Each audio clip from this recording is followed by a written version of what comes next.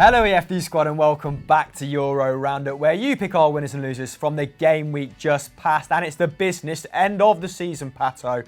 The end of ERU is on the horizon. Don't worry, Monday content will still be going out. We're just switching it up a little bit for you in the off-season. This week's episode has a distinctly German flavour, saving Serie A for future episodes, giving it the end it deserves. Our first suggestion comes from RyD98, and it's Bayer Leverkusen. Why oh why? Well, Bayer Leverkusen sealed their return to Champions League football for the first time in 3 years with a 5-1 final day victory away at Hertha Berlin. Now, after 34 minutes, it was 1-1. Kai Havertz had scored the first for Leverkusen, but Valentino Lazaro had equalised. However, in the second half, the attacking talent in that Bayer Leverkusen side really did come to the fore. Julian Brandt scored a fantastic goal. Lucas Alario got a hat-trick, and it ended up in a very comfortable victory. Now, going into the final day, Eintracht Frankfurt, Borussia Mönchengladbach and Bayer all could have finished in the top four.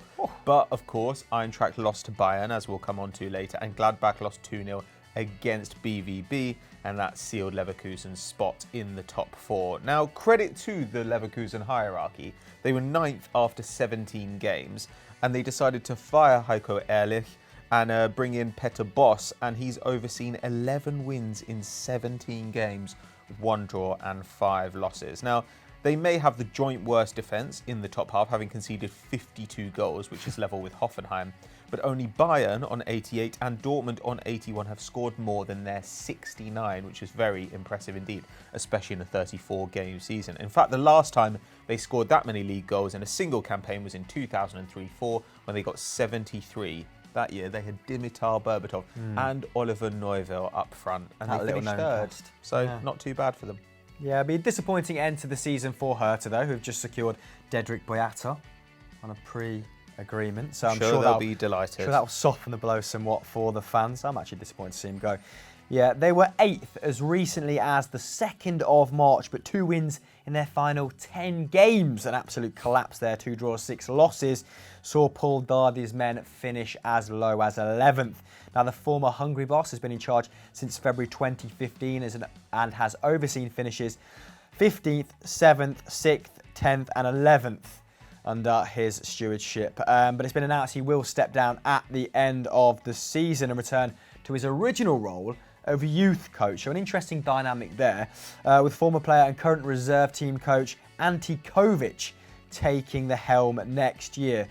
Ultimately, in this 90, never mind the complexion of the season, they just couldn't deal with a super clinical Leverkusen. And like Pat has said, not many teams have been able to in the bully this campaign. Bayer only had 13 shots to Hertha Berlin's 9, but got 8 on target to their 4, so very decisive there, and weren't helped, Hertha Berlin, by the performance of 30-year-old goalkeeper Timo Kraft, who was at fault for at least 2 of the goals. Had an absolute Western supermare in this game. Key performers in the match: Sven Bender playing in the middle of a back 3, 93% pass accuracy, 6 tackles and interceptions, 3 aerial duels won, and a shot to boot as well, so he was enjoying himself. Julian Brandt's been brilliant over the course of the season, and of course, has been linked with a move subsequently to Dortmund, although Dortmund are supposed to be in for Torgan Hazard. You'd imagine they'd only sign one of them, even though Julian Brandt has played in a slightly more kind of central or midfield role this season.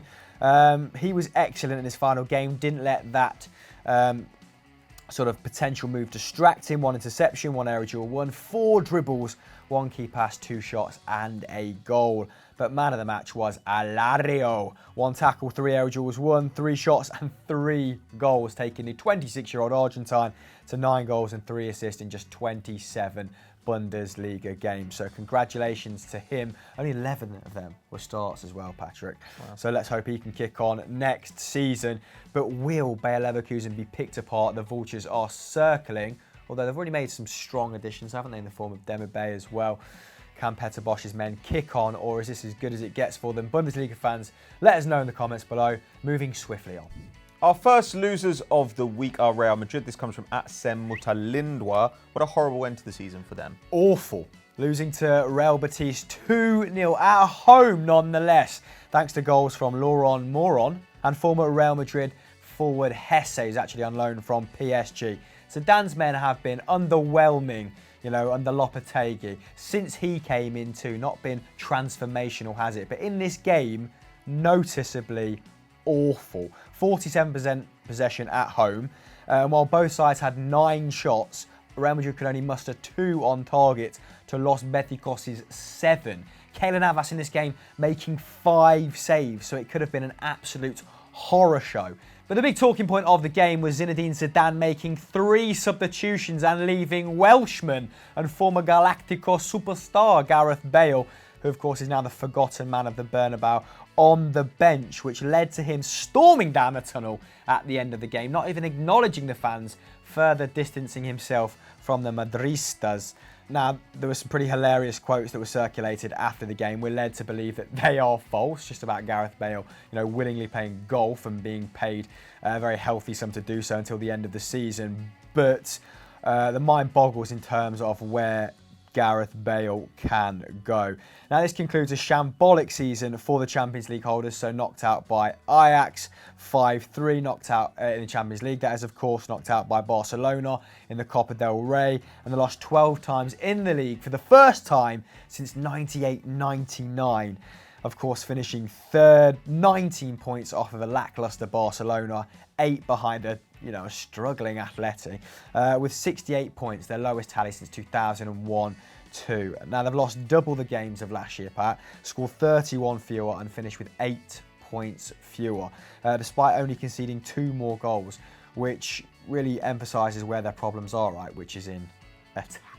Yeah, and Real Betis, despite getting the win here, are facing a summer of upheaval too. Now, they were dominant in this game, 1.7 XG to 0.8, but at the end of the match still announced the departure of manager Quique Setién.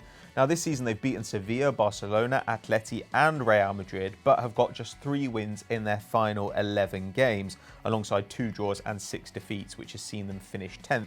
Now, that's actually the joint second best finish in the last 6 years for the club. But because they were 6th last year and early in the season they were 5th, they kind of feel a little bit disappointed, and it does feel like there's been a bit of a drop-off in quality. This season, only 5 sides conceded more than their 52 goals, only 7 scored fewer than their 44. And so while they've been known to play attractive football this season, it hasn't been particularly effective. Real Madrid, on the other hand, were very reliant on Vinicius Jr. 88% pass accuracy, 8 dribbles, 1 key pass and 3 shots, while the star man for Betis, as always, was Giovanni Lo Celso, playing as a number 10. 2 tackles, 2 dribbles, 5 shots, with 4 of those on target. And very impressive left wing back Junior Firpo, who could be on his way this summer. 91% pass ac, 4 tackles and interceptions, 2 dribbles, 4 key passes and a shot. And of course has been linked with a move to Real Madrid. So perhaps if he wants to go there, this has been an excellent audition. But Real Madrid could be making big moves this summer. Who do you think they're going to sign? Let us know in the comments below. Our last winners this week come from Tamish Bahal, and somewhat predictably, it's Bayern Munich who finally pit Dortmund to the bully post. What happened in the last game week, Patrick? Well, they beat Eintracht Frankfurt 5-1 to win the German title for the 7th successive season. Now, they only needed a point to guarantee a title and finish above Dortmund again, and to secure that 28th Bundesliga title, which is as many as every other club has combined. That's excellent. Now, they opened the scoring just 4 minutes in through Kingsley Coman. Substitute Sebastian Haller did manage to equalise after a bit of pinball in the Bayern box before the break, but after the interval, Bayern just turned on the afterburners. Alaba instantly replied to make it 2-1. Then Renato Sanchez got his first league goal for the club. Franck Ribéry scored an absolute blinder, and then Arjen Robben got a tap in as well, which was really a fairy tale end for both of those legends, who of course are leaving this summer. They've got 15 titles between them. Ribéry became the first player to win 9 Bundesligas. He's got 23 trophies in total with Bayern. That's the same as Oliver Kahn managed at the club. And he also holds the record for most Bundesliga goals scored by a Frenchman, 123, while Robben is the league's top Dutch scorer with 98. So they've really put their mark on German football, and it seems like the perfect end, doesn't it?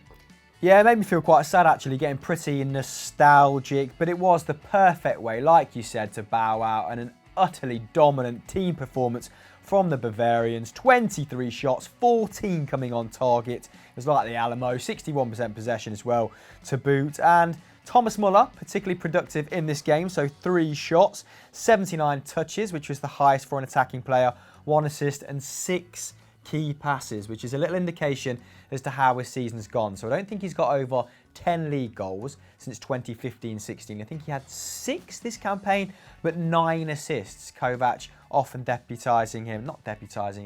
employing him in attacking midfield. Joshua Kimmich, who apparently Lionel Messi is demanding joins Barcelona, put in another star performance in this game, 1 assist, 4 key passes and 4 tackles, which was another game high in that regard. Ribery replaced Koeman in the 61st minute. He came on, he made more passes than the Frenchman, 3 dribbles, scored 1 goal, 1 hell of a goal as well. What a way to bow out for the 36-year-old. Like we said, there's no more superlatives that can be stated about his time at Bayern.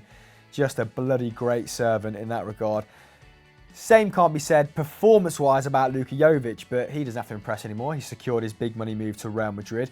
Had a day to forget, though, in this regard. We'll be hoping that Zidane wasn't watching. I mean, the Frenchman has got enough on his hands, hasn't he? He lost the ball 6 times to serve, more than anyone else on the pitch. Didn't manage a single shot and completed just 16 passes, with 5 of those coming from kickoff. Wah, wah, wah.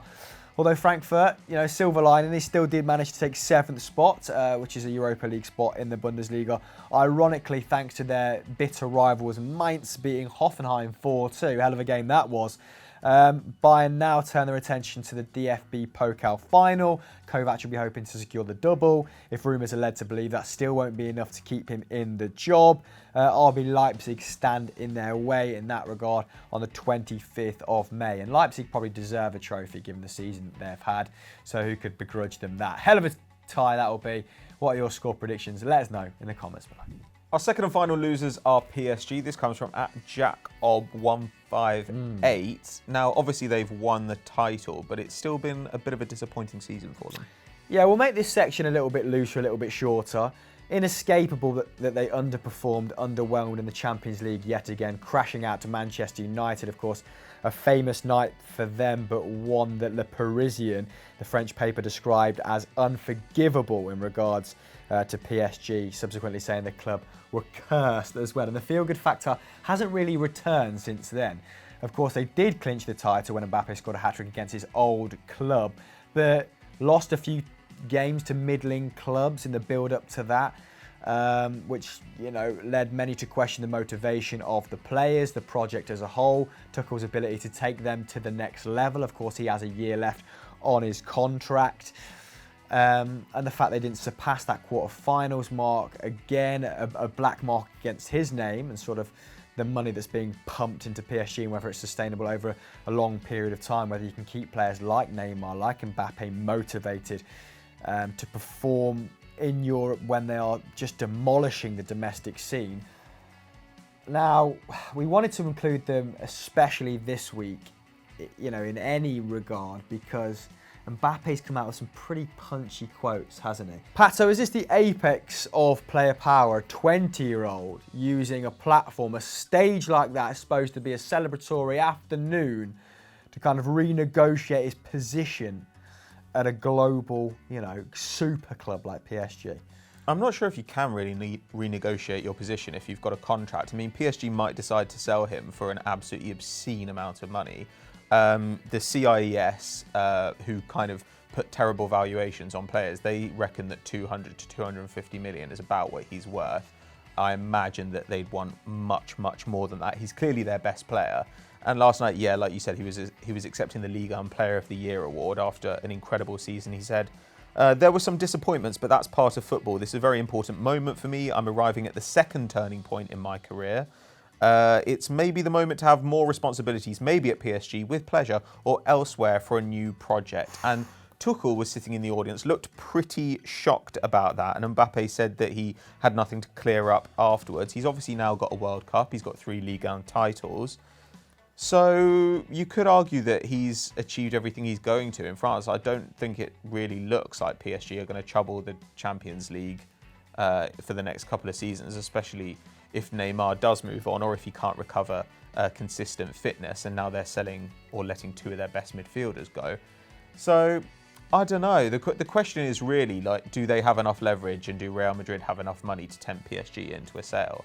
Yeah, it's a fascinating scenario, isn't it? Who can get to Real Madrid first, almost, if paper chat is led to be believed? And, you know, if you read between the lines after statements like this, I mean, Los Blancos certainly don't have the money to facilitate a move for both, do they? So if they start to see chinks in PSG's armour, who do you think they make the bolder move for? I think Mbappe is clearly the better investment, but Neymar would have a more natural home in the squad. The question is whether they can raise any money from selling, say, Benzema and Bale. But I mean, you could argue that Mbappe, that they've tried to fill that hole already by getting in Luka Jovic. They've got in a young striker who gets a ton of shots from central areas. And so what you might want to complement that is a wide goal scorer. That's not really what Mbappe is anymore. He's much more of a conventional centre forward now. And it does seem weird to bring in Luka Jovic for about 60 million euros and then tell him, by the way, you're on the bench because we've brought in a guy who's actually younger than you and better than you. I think that would be quite a difficult sell. So, I mean, I'm not sure I'd necessarily go for Neymar either. It looks like they're interested in Eden Hazard, and I think Neymar would be a better signing than that. But Hazard's price is going to be a bit more reasonable. So it's very difficult to tell what Real Madrid are going to do this summer because a lot of it comes down to whether they can shift their dead wood. And I'm not sure they're going to be able to. Extremely well put. And that rounds us off for the Euro Roundup this week. If you enjoyed this, then please go and check out Winners and Losers, which went live at 5 on Football Daily. And if you want to stick around on Euro Football Daily, please go and watch Stat Wars from the weekend just past. I'm going for a terrible spate of form, and this man's dominance in Stat Wars, the league, continues. Or does it? Or was that a massive spoiler? It was. Never mind. Like and subscribe. Bye.